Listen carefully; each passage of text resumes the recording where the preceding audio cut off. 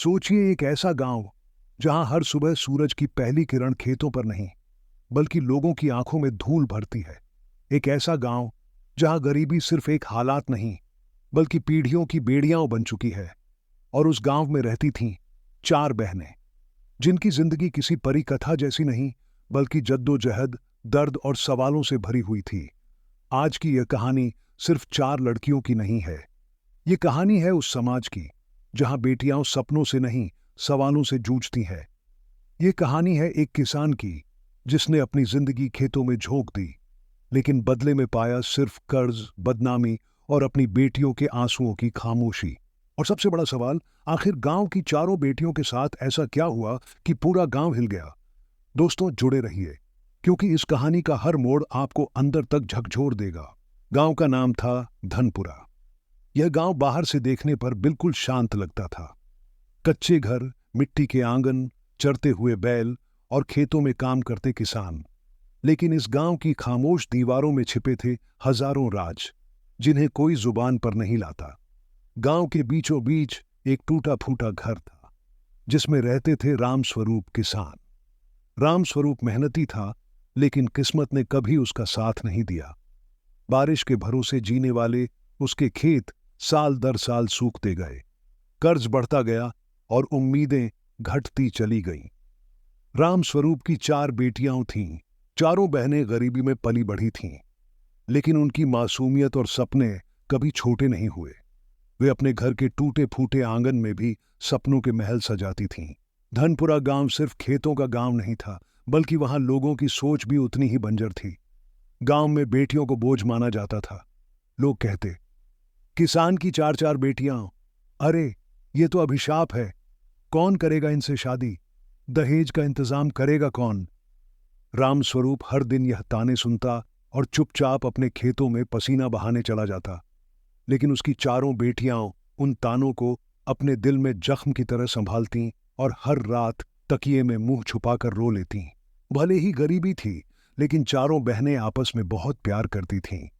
शाम को जब गांव की औरतें कुएं पर पानी भरने जातीं, तो सुनीता और गीता भी वहां जातीं।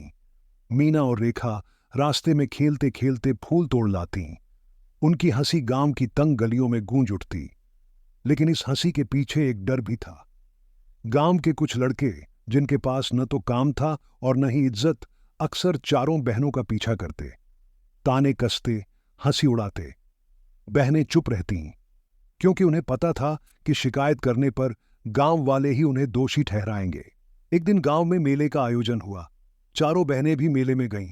रेखा ने गुब्बारे लिए, मीना ने झूला झूला, गीता ने किताबों की दुकान देखी और सुनीता ने चुपचाप अपनी बहनों की खुशियां देखीं। लेकिन उसी मेले में कुछ ऐसा हुआ जिसने उनकी जिंदगी की दिशा बदल दी। भीड़ में कुछ लड़कों ने उनका पीछा करना शुरू किया। पहले तो यह रोजमर्रा की बात लगी, लेकिन फिर यह पीछा धीरे धीरे डर और खौफ में बदल गया। गांव के लोग जानते थे कि कुछ गलत हो रहा है, लेकिन सब चुप थे, क्योंकि गांव में सच बोलने की सजा सबसे बड़ी मानी जाती थी। दिन बीतते गए। सुनीता की आंखों से चमक गायब होने लगी। गीता की किताबें धूल खाने लगीं। मीना की हंसी कम हो गई और रेखा की मासूमियत डर में बदल गई। गांव वाले धीरे धीरे कानाफूसी करने लगे। कुछ तो गड़बड़ है। किसान की बेटियां अब वैसी नहीं रहीं। कोई राज छुपा है, लेकिन कोई सीधे सवाल नहीं करता था। सब बस चुप रहकर तमाशा देखते। रामस्वरूप का घर अब पहले जैसा नहीं रहा था। कभी चारों बहनों की हंसी से गूंजने वाला आंगन अब खामोशी से भर गया था। सुनीता, जो सबसे बड़ी थी और घर की मां जैसी जिम्मेदारी उठाती थी, अब अक्सर रातों को खामोश बैठकर आसमान देखती। उसकी आंखों में बेचैनी थी, जैसे वह किसी बड़े बोझ को छुपा रही हो। गीता किताबें खोलकर बैठती जरूर, लेकिन पन्ने पढ़ती नहीं। उसकी आंखें किसी और ही ख्यालों में खोई रहतीं। मीना अब हंसना भूल चुकी थी, और रेखा, वह तो हर रात डरकर मां की गोदी में सोती और पूछती, दीदी इतनी चुप क्यों है, सब ठीक है ना मां? लेकिन मां का जवाब सिर्फ आंसुओं से भीगी चुप्पी होती। धनपुरा गांव छोटा था, और छोटे गांवों में कोई राज ज्यादा देर छुपता नहीं। लोग बातें बनाने लगे, किसान की बेटियों पर कुछ तो बीत रहा है। रात बेरात घर के आसपास अजनबी साए देखे गए हैं। लड़कियों का चाल चलन बदल गया है। गांव की औरतें कुएं पर जाकर ताने देती, बेटियां संभाल नहीं पा रहे तो जन्म क्यों दिया। अब देखना, ये चारों पूरे खानदान की इज्जत मिट्टी में मिलाएंगी। रामस्वरूप यह सब सुनकर चुपचाप खेत की मेढ़ों पर बैठ जाता। उसका दिल अंदर से टूट रहा था, लेकिन उसके पास कोई जवाब नहीं था। एक दिन अचानक गांव के मुखिया ने रामस्वरूप को बुलाया। पंचायत बैठी। वहां सब मौजूद थे, गांव वाले, औरतें, बूढ़े बुजुर्ग और वही लड़के जो अक्सर बहनों का पीछा करते थे। मुखिया ने कहा, रामस्वरूप, तेरी बड़ी बेटी सुनीता का हाल हम सब जानते हैं। तू सच्चाई छुपा नहीं सकता। अगर बात अभी साफ साफ नहीं की तो तेरी चारों बेटियों की शादी कोई नहीं करेगा। रामस्वरूप के पैरों तले जमीन खिसक गई। उसने कांपते हुए पूछा, आखिर सुनीता ने क्या किया। तभी भीड़ से आवाज आई, वो पेट से है। पूरा गांव सनसनी से भर गया। औरतें दबी हंसी में बातें करने लगीं, बच्चे उछलने लगे और मर्द गुस्से में सर हिलाने लगे। रामस्वरूप का दिल बैठ गया। सुनीता ने सिर झुका लिया और उसकी आंखों से आंसू बह निकले। सुनीता के राज खुलने के बाद गांव की निगाहें अब बाकी तीनों बहनों पर टिक गईं। गीता का मन पढ़ाई से हट गया। उसकी आंखों में अब डर ही डर था। मीना, जो कभी हर बात पर हंसती थी, अब सबसे छिपकर बैठती। और रेखा, छोटी उम्र की होने के बावजूद उसने भी महसूस किया कि उसके घर पर बहुत बड़ा तूफान टूट पड़ा है। गांव में लोग बातें करने लगे, सुनीता अकेली नहीं है, किसान की चारों बेटियां एक जैसी हैं। ये सब हमारी इज्जत के लिए खतरा है। उस रात घर में तूफान था। रामस्वरूप ने पहली बार अपनी बेटियों से कठोर स्वर में पूछा, बताओ, ये सब कैसे हुआ? किसने किया? कौन है वो कमीना जिसने हमारी इज्जत मिट्टी में मिला दी? सुनीता रोते हुए बोली, बाबा, हमने कुछ गलत नहीं किया। हमें मजबूर किया गया।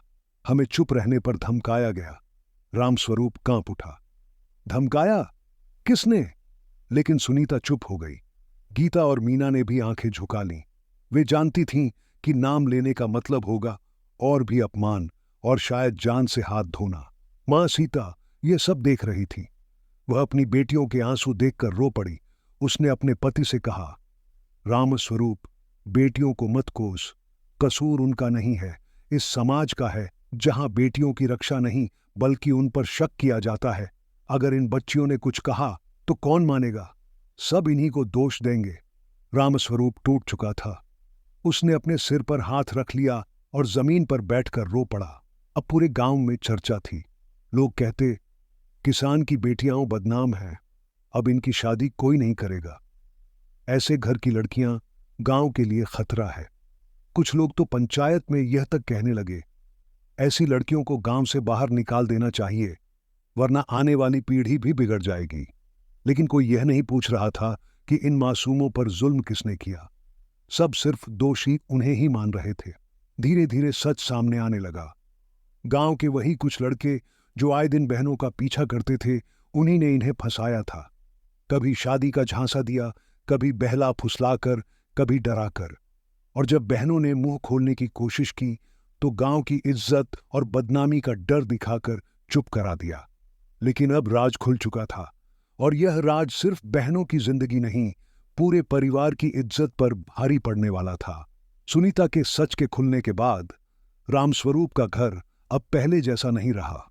रातों की नींदें छिन गईं। गांव की बातें लगातार कानों में गूंज रही थीं। लेकिन चारों बहनें अब डर को अपने भीतर दबाकर खड़ी हुईं। सुनीता ने अपनी बहनों से कहा, हम चुप नहीं रह सकते, अब हमें लड़ना होगा। चाहे जो भी हो, हमें अपनी इज्जत और भविष्य के लिए खड़ा होना होगा। गीता ने सहमते हुए सिर हिलाया, हम सब एक हैं, हम किसी के दबाव में नहीं झुकेंगे। मीना और रेखा भी जान गईं कि अब डरने से कोई फायदा नहीं, उन्हें अपने परिवार की रक्षा खुद करनी होगी। लेकिन गांव वाले आसानी से मानने वाले नहीं थे। पंचायत के बूढ़े बुजुर्ग, औरतें और वही लड़के जो बहनों को फंसाने वाले थे, सब विरोध में खड़े हो गए। उन्होंने कहा, कौन सा लड़का तुम्हें फंसाया, क्यों नहीं बताती? हमारी इज्जत का सवाल है। रामस्वरूप ने अपनी बेटियों को साहस दिया। उसने कहा, बेटियों, डरना मत, सच सामने लाओ। चाहे कितने भी लोग विरोध करें, हम सच के साथ हैं। बहनों ने तय किया कि अब वह चुप नहीं रहेंगी। चारों बहनें गांव की पंचायत में गईं। लोग उन्हें ताने मारने लगे, हंसी उड़ाने लगे, लेकिन सुनीता ने खड़े होकर कहा, हमारी गलती नहीं है, हमें फंसाया गया। अगर किसी ने हमारा अपमान किया तो उसका नाम लेना हमारी जिम्मेदारी है। गीता ने भी जोड़ा, हम सिर्फ सच बोल रहे हैं, हमारी हिम्मत को दबाने की कोशिश मत करो। मीना और रेखा भी उनके पीछे खड़ी थीं। गांव के लोग चौंक गए। चारों बहनें इतनी हिम्मत कैसे जुटा गई थीं? वो लड़के जिन्होंने बहनों को परेशान किया था अब डरने लगे।